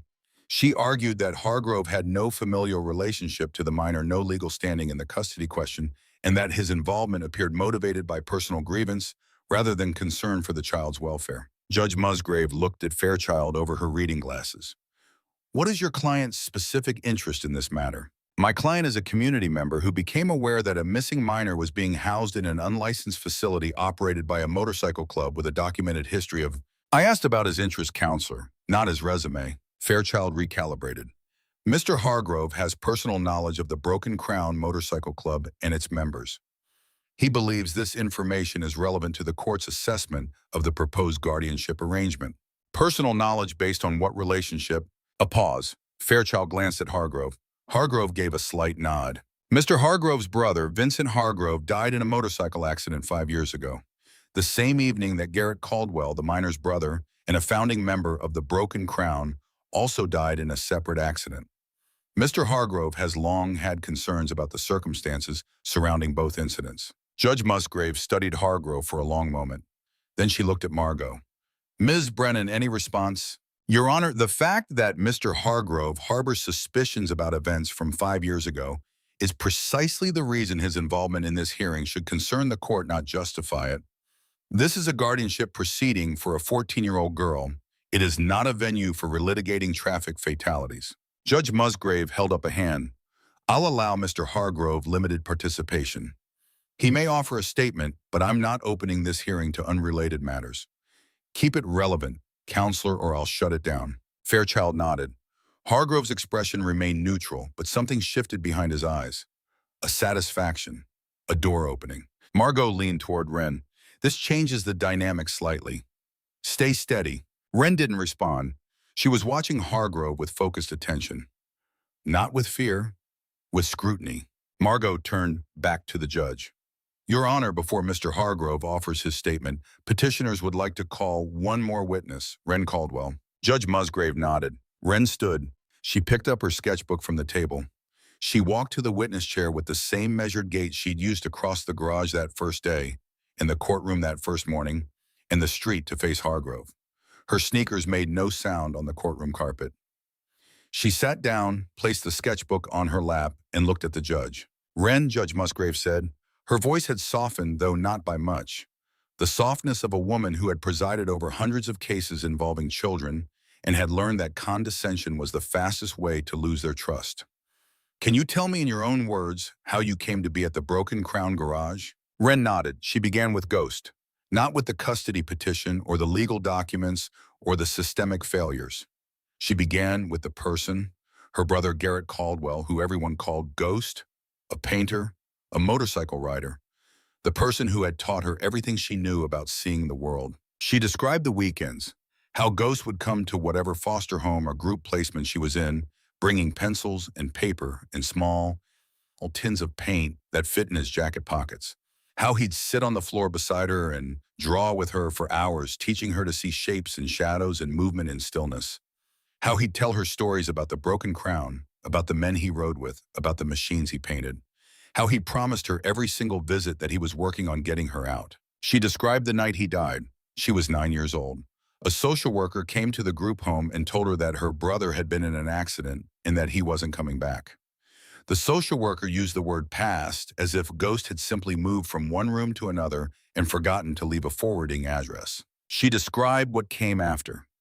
The foster homes, the transfers, the slow erosion of hope that happens when a child realizes that the system managing her life does not see her as a person, but as a case number, a problem to be processed, a line item in a budget. She described Shepard's gait. She did not raise her voice. She did not cry. She spoke with the controlled precision of someone who had rehearsed not the words but the composure required to deliver them. And then she stopped. The courtroom waited. Your Honor, Wren said, I'd like to show you something. She opened the sketchbook. She held it up so the judge could see the first page. A motorcycle drawn in pencil, every detail rendered with photographic accuracy. Ghost's bike, the one he rode the night he died. She turned the page. Another motorcycle. Then a helmet. Then a portrait of a man with white hair and swollen knuckles sitting in a folding chair near a space heater. Emmett. Drawn from memory, drawn with love, drawn with the skill of someone who understood that a portrait was not about capturing a face, but about capturing the life behind it. She turned more pages. The crew, Rowan at his paint bay, Beckett leaning against a toolbox, Colette at her desk. Each one rendered with the same meticulous attention. Each one a testament to observation, to presence, to belonging. Then she turned to a section near the back of the book. Pages she had not shown anyone. Pages she had kept hidden, folded against the binding held in place with tape that she now peeled away in the silence of the courtroom. These pages were different. The drawings were smaller, tighter, more urgent. They weren't portraits or motorcycles. They were records. Dates written in the margins. Names. Specific incidents documented in a combination of sketches and handwritten notes. A floor plan of Shepard's Gate drawn from memory with rooms labeled and annotations marking where specific events had occurred. A detailed rendering of the supervisor's office, the desk, the trash can beside it, the sketchbook lying in the trash. A notation beside it in Wren's careful handwriting, recording the date, the time, and the supervisor's name. Kendrick. More pages. A girl sitting alone in a room with no furniture except a metal cot. Notation isolation room used for punishment. A list of dates, a list of names. Children Wren had known at Shepherd's Gate with brief descriptions of what had happened to them and when. A boy punished for crying. A girl who lost privileges for asking for seconds. Another boy transferred after he complained to a social worker, and the notation beside his name said simply gone the next day, never saw him again. The courtroom was silent. Judge Musgrave had put on her reading glasses and was leaning forward examining each page as Wren held the sketchbook up. Galbraith had stopped shuffling his papers. Fairchild's crossed legs had uncrossed. Hargrove sat perfectly still, but the color in his face had shifted. Something behind his calculated composure was recalculating. I started keeping records 3 weeks after I arrived at Shepherd's Gate, Wren said. Her words carried through the small courtroom without effort, reaching every corner. I knew nobody would listen to me if I just told them what was happening. I'd tried telling social workers before. They wrote things down and nothing changed. So I started documenting everything I could. Dates, names, what happened, where it happened. I drew the layout of the building so someone could verify it. I drew the people so someone could identify them. She looked at the judge. I didn't know what I was going to do with it. I just knew that someone should know. And I knew that if I kept it in my sketchbook mixed in with the drawings, nobody would think to look. Judge Musgrave extended her hand. May I? Wren handed the sketchbook over. The judge opened it to the hidden section and began turning pages, slowly reading each annotation, studying each drawing. The courtroom waited. Seconds stretched into minutes. The fluorescent lights hummed their tuneless hum. Emmett sat with his hands folded on the table, his breathing measured, his eyes on Wren. When the judge looked up, her expression had changed. The shift was subtle, visible in the set of her jaw and the focus of her gaze. She had seen something in those pages that went beyond the scope of a guardianship petition. This is a detailed record, the judge said. It's what I had, Wren replied. It's what I could do. Judge Musgrave set the sketchbook down on the bench. She turned to Galbraith. Has Child Protective Services conducted any investigation into conditions at Shepherd's Gate in the past 3 years? Galbraith shifted in his seat. I'd need to check the records, Your Honor. Check them. I want an answer before we conclude today. Galbraith made a note. His pen moved quickly. The confidence of routine had left his posture. Fairchild rose. Your Honor, while the minor's artistic ability is not in question, the relevance of these drawings to the guardianship petition is unclear. The question before the court is whether the proposed guardians are suitable, not whether the previous placement had deficiencies. Sit down, counselor, Judge Musgrave said. The relevance is self-evident. If the system the state is asking me to return this child to has a documented pattern of failure that is material to my decision. Fairchild sat. Hargrove's jaw tightened. Margot stood. Your Honor, I have one more matter to bring before the court. It pertains directly to the question of why we're here today and who brought us here. Proceed. Margot nodded to Wren, and Wren understood. This was the moment she had prepared for in the quiet hours of the previous night, lying on the couch in the back office, turning the pieces over in her mind, fitting them together until the picture became clear. Your Honor, Wren said from the witness chair. She did not look at Margot for guidance. She did not look at Emmett for support. She looked at the judge. I'd like to explain how I came to understand why Mr. Hargrove is in this courtroom. Fairchild started to rise. Judge Musgrave's hands stopped him without a word. Wren spoke carefully. She laid out the facts the way she'd lay out a composition on a blank surface. First the structure, then the detail, then the connections. She described finding Ghost's unfinished letter in the crate at the garage. The letter that mentioned a man from the past who was working to sabotage his custody petition.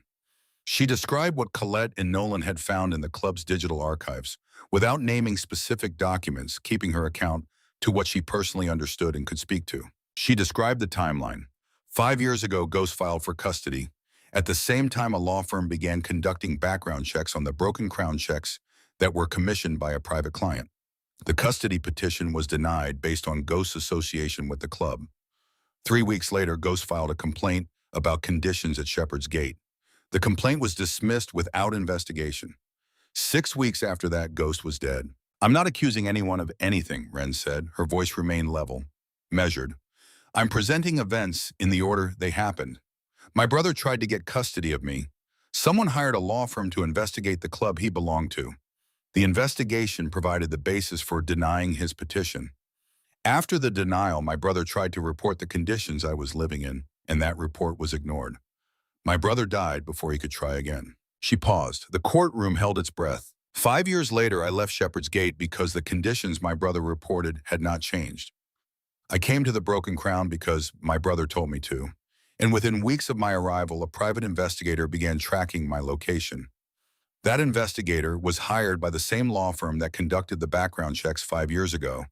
And that law firm's client then and now is sitting in this courtroom. She looked at Hargrove, not with anger, not with fear, with the steady, unblinking clarity of someone who had taken 1,000 scattered pieces and assembled them into a single coherent image. Hargrove looked back at her. For the first time since the hearing began, his composure fractured in a way that was visible to everyone in the room.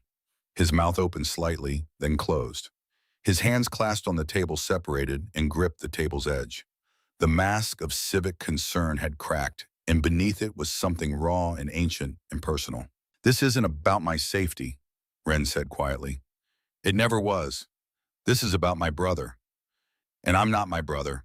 I'm not responsible for what Mr. Hargrove believes happened to his family. I'm sorry for his loss, but I won't pay for it." The silence that followed was absolute. Even the fluorescent lights seemed to hold their hum. Judge Musgrave removed her reading glasses. She set them on the bench beside the sketchbook and looked at Hargrove for a long, uncomfortable moment. "Mr. Hargrove," she said, "do you wish to make your statement?" Fairchild leaned toward his client and whispered something urgent. Hargrove didn't appear to hear him. He was still looking at Wren, and his expression had changed in a way that was difficult to categorize. The anger was still there, deep and structural, but something else had surfaced alongside it. Something closer to the vertigo of a man who has been walking in one direction for 5 years and suddenly realizes the ground beneath him has shifted. Hargrove stood. Fairchild reached for his arm. Hargrove pulled away.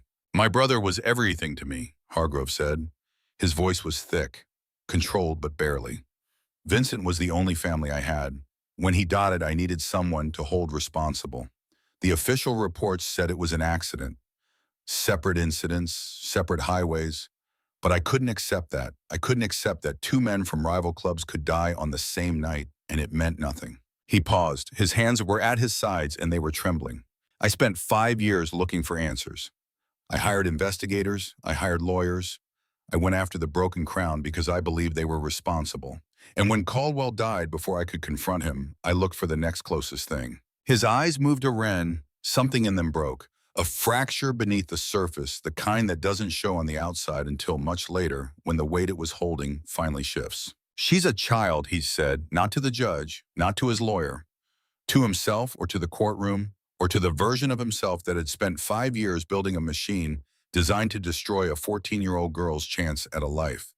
"She's a child, and I've been treating her like a target." Fairchild was on his feet. "Your Honor, my client is understandably emotional. I'd request a brief recess." "No," Hargrove said. He said it quietly, but it landed like a door closing. "No recess. I'm done." He sat down. He did not look at Fairchild. He did not look at Wren. He looked at the table in front of him, at his own hands, at the tremor that he could not stop. Judge Musgrave watched him for a moment. Then she turned to Galbraith. "Counselor, do you have anything to add?" Galbraith stood slowly. He looked at his files at the judge at the sketchbook on the bench. He appeared to be conducting a rapid internal calculation, weighing the state's position against what had just unfolded in the room. "The state's primary concern remains the welfare of the minor," he said carefully. "However, in light of the evidence presented today, the state does not object to the court considering the emergency petition on its merits." It was not an endorsement. It was a step back, a recognition that the ground had shifted and that standing firm on procedure would only draw attention to the cracks in the foundation. Judge Musgrave nodded. She picked up the sketchbook again. She opened it to the section of drawings documenting Shepherd's Gate. She turned pages slowly, one at a time. The courtroom waited. When she spoke, her voice carried the weight of someone who had spent 12 years on the family bench and had seen every permutation of failure, neglect, and occasional redemption that the intersection of children and institutions could produce. "I've reviewed the petition, the supporting documents, and the evidence presented in this hearing. I've heard testimony from Mr. Pritchard and from the minor herself. And I've examined a sketchbook that represents, in my experience, one of the most detailed and credible records of institutional conditions I've ever seen produced by a minor in the care of the state. She looked at Wren. You did this on your own. Yes, ma'am. No one told you to. No one knew. The judge held her gaze for a moment. Something passed between them. Recognition, perhaps, of resilience, of intelligence applied under pressure toward a purpose that most adults would never have conceived of, let alone executed. I'm granting the emergency petition, Judge Musgrave said. Temporary guardianship of Wren Caldwell is awarded to Emmett Braxton with the Broken Crown Motorcycle Club, recognized as the primary residential environment. This arrangement is subject to the following conditions: regular visits from a court-appointed social worker, monthly status reports filed by the guardian, enrollment in an accredited educational program within 30 days. Any violation of these conditions will result in immediate review and potential revocation. She turned to Galbraith. I'm also ordering an independent investigation into conditions at Shepherd's Gate Residential Facility based on the evidence in this sketchbook. I want a report on my desk within 60 days. Then she looked at Hargrove. Mr. Hargrove, I'm referring the information presented today regarding your involvement in the original custody denial to the appropriate authorities for review. I'd advise you to cooperate fully with any inquiries that follow. Hargrove did not respond. He sat with his head slightly bowed, his hands flat on the table, perfectly still. This hearing is adjourned. The gavel came down, a small sound wood on wood that carried more finality than anything else said or done in that room. Wren exhaled. It was the first full breath she'd taken in an hour. Her shoulders dropped. Her hands, which had been clenched in her lap beneath the table's edge, opened. Beside her, Emmett sat with his eyes closed, his lips pressed together, his chest rising and falling with the slow rhythm of a man absorbing a weight that had just been lifted. Outside the courtroom, Margot shook Emmett's hand.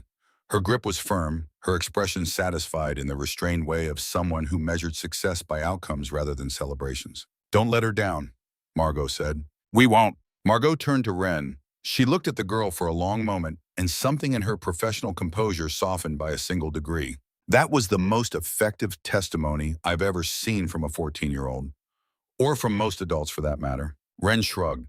The motion was almost shy, a reminder that beneath the composure and the courage she was still a child, still learning the dimensions of her own strength. I just told the truth. You did more than that. You organized it. You made it undeniable. Hold on to that. It'll serve you for the rest of your life. Margot picked up her briefcase, nodded to the group, and walked toward the exit.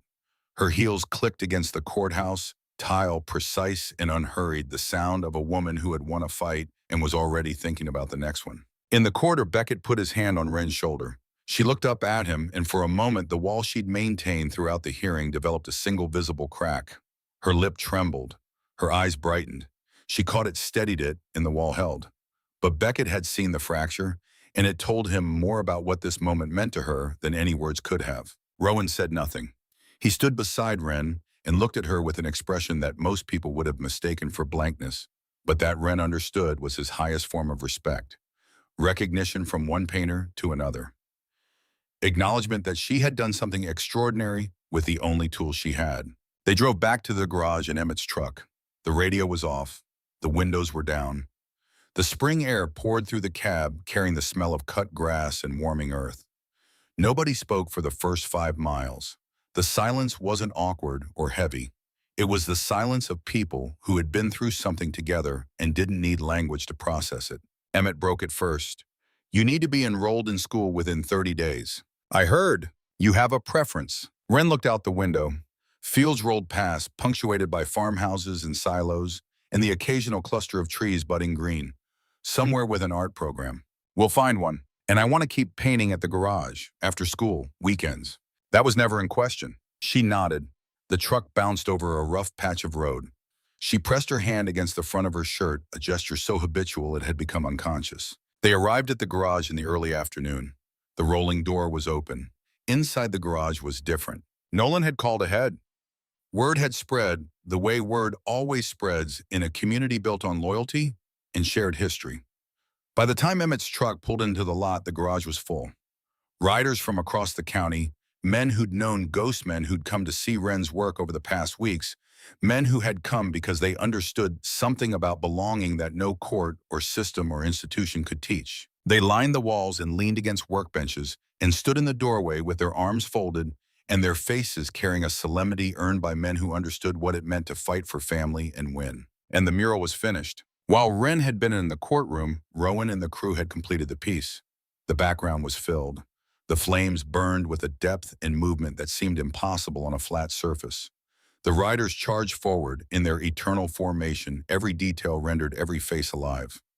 Ghost rode at the center, his motorcycle gleaming his expression, fierce and free, looking back over his shoulder with an intensity that made you feel he could see you wherever you stood. But the figure behind him was still in pencil. The girl on the motorcycle, untouched, unpainted, exactly as Wren had left it. They'd finished everything except the part that was hers to finish. Wren stood in front of the mural. The garage was quiet around her. 24 men stood in a loose semicircle behind her, and not one of them made a sound. Emmett stood to her left, Rowan to her right. The work lights cast the wall in warm amber, and the painted riders seemed to shift and breathe in the glow. She looked at the pencil figure. The outline of a girl on a motorcycle positioned behind Ghost, drafted with care and precision, but committed to nothing. No color, no weight, just the suggestion of a person waiting to be made real. Wren reached for the brush Rowan had set out on the workbench. It was the same fine-tipped brush she'd used on the gas tank the first day she walked in. She picked up the palette. She mixed her colors without looking, the ratios stored in her hands the way melodies are stored in a musician's fingers. She turned to the wall. She raised the brush, and she began. She painted the girl from the wheels up. The motorcycle first, a machine she invented from memory and imagination, borrowing elements from Ghost's bike but making them her own. The frame was lighter. The lines were sharper. The chrome caught light differently, reflecting not the road behind, but the road ahead. Then the rider, thin arms gripping the handlebars, shoulders set forward, leaning into the wind. The oversized jacket, Ghost's jacket, painted not as a burden, but as armor. And finally, the face turned forward, eyes open. Expression not fierce like Ghost's, not reckless or defiant. Something different. Something quieter and more durable. The expression of a person who had looked at everything the world had thrown at her and decided without drama or declaration to keep going. When she set the brush down, the garage was silent for a 3 count that felt like 30. Then someone started clapping. One pair of hands, then another. Then the room filled with the sound, a rolling wave of applause that bounced off the corrugated walls and the oil-stained floor and the grimy windows and came back stronger. Wren didn't turn around.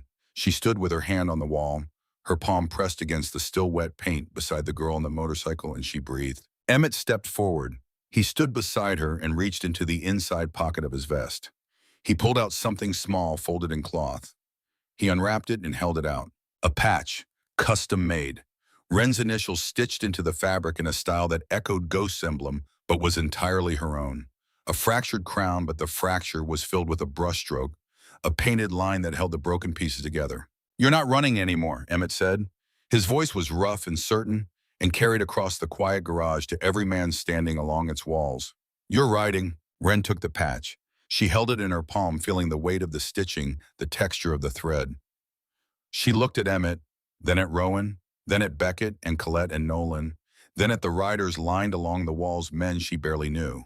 Men who had come because they understood something about belonging that no court or system or institution could teach. Then she looked at the mural, at Ghost riding at the center of his brothers, looking back over his shoulder, at the girl behind him, finally finished, finally painted, finally real, riding her own machine, eyes forward, moving towards something that no one had promised her, but that she had chosen for herself. Wren Caldwell smiled, a small expression private rather than performed that lived mostly in her eyes. Something had settled inside her that had been unsettled for 5 years. A recognition, a landing. The particular quiet that comes not when the storm passes, but when you stop running from it and realize you have a place to stand. She pressed Ghost's dog tag against her chest one final time. Then she lifted her hand away, tucked the patch into her jacket pocket, and picked up her brush. There was still work to do. There would always be work to do. But for the first time in as long as she could remember, the work felt like a beginning instead of an escape. The garage hummed around her. The space heater ticked. The radio turned low, played a song she didn't recognize, but that sounded like the kind of song Ghost would have liked. The crew drifted back to their tasks, their conversations, their machines. The afternoon light came through the windows, filtered by decades of grime, and fell across the mural in long golden bars that made the riders glow. Ren stood in the paint bay, surrounded by the smell of fresh paint and old coffee and motor oil, and she began working on a new piece. A commission from a writer who'd watched her finish the mural and asked with a voice that cracked slightly on the question if she could paint his tank the way Ghost used to. She could, she would, and she'd add something of her own because that was what Ghost had taught her. Take what you're given, make it better. Leave your mark on the metal and the world and the people who see it, and don't apologize for the audacity of believing you belong. Outside, the Ohio spring deepened toward summer. The gravel lot soaked up the sun. The crooked sign above the rolling door caught the light and cast a shadow that stretched across the threshold like an invitation. Broken Crown MC members only. Inside, a 14-year-old girl painted motorcycles for something better than tips.